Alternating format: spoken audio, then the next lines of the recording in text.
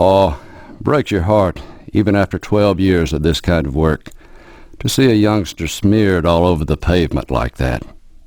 Hard to believe a little boy like Jimmy would have so much guts inside him.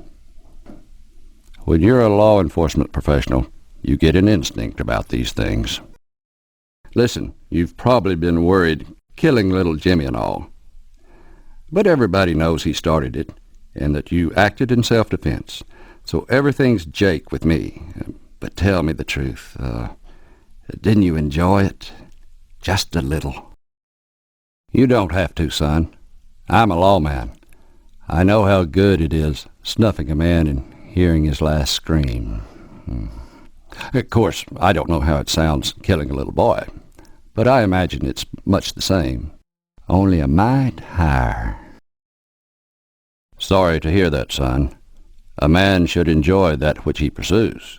Otherwise, when he catches up to it, it catches up to him. Pat O'Reilly, slaughtered in the slaughterhouse. Kind of a tribute to the man, I suppose. We've got no lead so far, but I'll tell you one thing. I won't be eating meat from your dad's slaughterhouse for a while. You never know where bits of Pat might have landed. Mr. Moynahan is dead, murdered in cold blood. I can't discuss the particulars of the case at this time, but I'm going to stick with it until the murderer is apprehended. By the way, be sure and tell your father, now that O'Reilly is dead, I'd be more than happy to fill his spot. Sure, I'm mainly a vacuum salesman, but I could be a good butcher. And don't think I couldn't be trusted around all that meat. No snacking on the job. No, sir. Would you tell him that? Please? Oh, the meat. The meat. Oh. Whoever killed Moynahan, well, I sure would like to shake his hand. When I heard that Jimmy James was murdered, I said about time. Imagine having to scrounge around for papers every morning just to keep that little pest occupied. Confidentially, Steve, did you enjoy killing the little angel? You're going to make us all proud. I hear it whispered in the fields. When the scythe falls, you won't be here. You've got to learn to enjoy the bounties that Providence provides, lest you become one of them. With Pat O'Reilly murdered and everything, your poor father's going to need your help slaughtering even more than ever. I hope you won't let him down. I suppose, with no one left to bury the mortician, we'll have to leave Mr. Moynahan out for the buzzards to deal with. Always remember, civilization demands that bodies be disposed of properly. It's not just a good idea, it's the law. What kind of monster would cut down so young a child? I don't get nearly as much for the smaller coffins. Rest in peace, Jimmy James. And by the way, Stephen, thanks for the referral. Of all the citizens of Harvest, the only one I felt any affinity for was Mr. O'Reilly. We shared a special knowledge, and understood what it was to wash intestines from beneath our fingernails at the end of the day. Now we shall share something even more intimate. At the end of the day, we shall go to the sink together. By the way, you can forget about taking out the paper anymore. Jimmy James is dead. Amen. Don't be so awful. I'll miss his high-pitched little voice cursing at me for not remembering to take out the paper. When the newspaper building burned down, that didn't stop the plucky little booger. He went around every morning for no pay and picked up papers. American ingenuity at its finest. Shame on you for killing that nice James boy. He delivered our paper for years, before the newspaper building burned down, of course. He attacked me, Mom. And whose fault is that? I reminded you every morning, take out the papers, but you wouldn't listen, and now Jimmy is dead.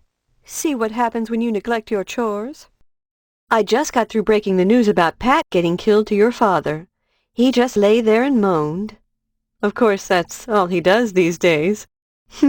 I wonder if pus is always a bad sign. If only every medical problem was as clear-cut as the heartbreak of psoriasis.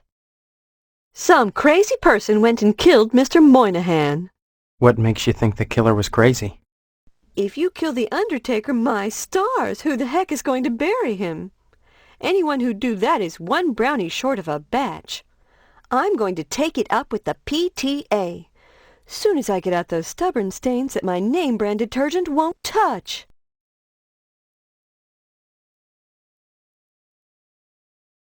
Boy, you're under arrest for the murder of Karen Fitzpatrick and Mr. Pottsdam. Well, after checking Karen's story carefully, I've decided that no charges will be brought against Mr. Pottsdam. Insufficient evidence. Are you nuts? She told you what happened. So, I should take the word of a child? Much less one who's been buried alive and is probably bug-shit nuts? Get real, son. This isn't some silly game. This is the law. Good thing Edna hung herself, so she couldn't see the pile of mangled goop that used to be her little girl. Life can be kind, can't it, Steve? Oh, but look at me going on about a wedding when Stephanie's colder than a witch's tit. I sure as hell am sorry about that, Steve. You see so many stiffs come and go, you need a program just to remember who's still kicking. The Lodge keeps promising to do something about crime, and who knows, maybe they have. Then stop wasting my time. Guarding our nation's nuclear arsenal isn't just a full-time job. It's 24 hours a day, 7 days a week, and I have a hard enough time staying awake without you yammering on. So leave me alone and let me switch out my coffee IV, will you? I'm feeling a little paranoid. And you can't use the little bugger's genitals. Heavens, no. There's a fine line between quality time and torture, a line I'll try to cross whenever possible. Poor Range Rider. He was on top of the world, and now he's just another bum. I saw him on the street, cowboy hat in hand, grifting. I gave him a hot meal, but how far the mighty have fallen. Steve, what are you doing up so late? You can't go out right now. It's after curfew. You get to bed right this instant.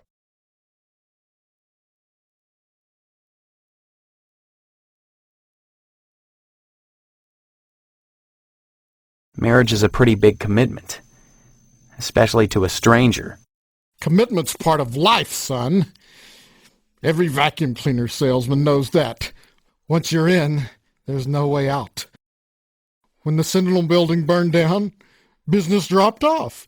We had no more newspaper to advertise in. So what did I do? I went selling door to door. Because I was committed.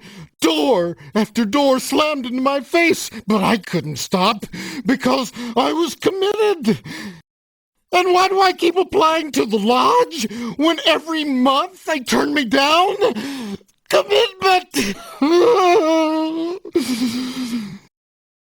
I went into the wrong business, you see.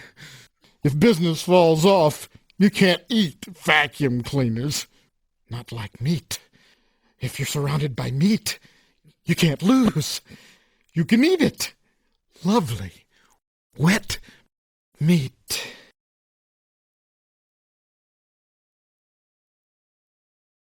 Beg pardon? You've got a peephole in the upstairs bathroom. It looks in on Stephanie's room. Well, I'll be darned. How dare you? I'm no peeping Tom. I had no idea that was there. Then you won't mind if I tell Stephanie about it. Now, there's no need to scare Stephanie with this business. I guess not. So long as you patch that hole. Well, I guess I could hang that picture somewhere else. I thought you had no idea where it was.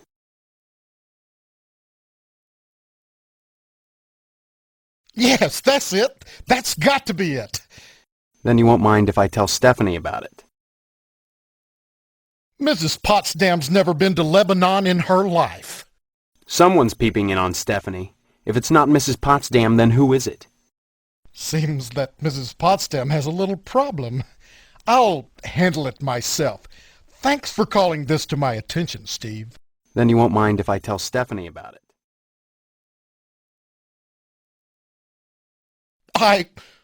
What are you getting at? Watching Stephanie? What proof do you have? Now don't carry on that way. That's loose talk there, son. Do you deny it? What do you want? I'm squirming. Squeal for me, Porky.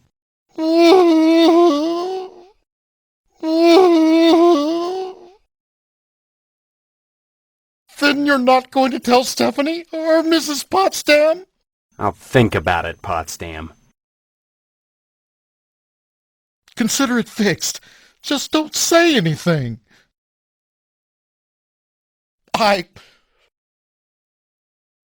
I wouldn't do that. It's illegal.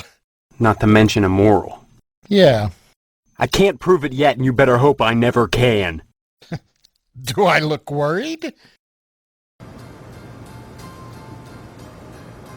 What a thing to say to your mother.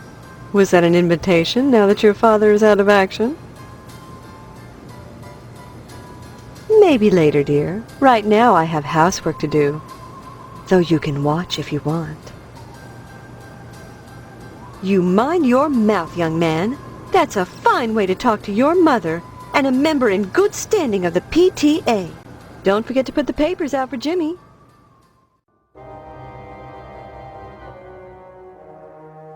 That's what I wanted to warn you about. The Lodge, Steve.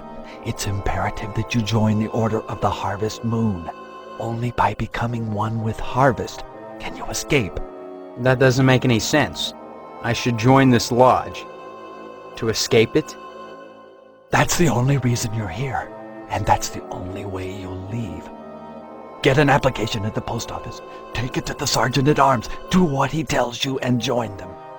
Otherwise, you'll wind up worse than me. And son, if you haven't joined by midnight Sunday, you're too late. Even now the scythe is reaping. Go. Go!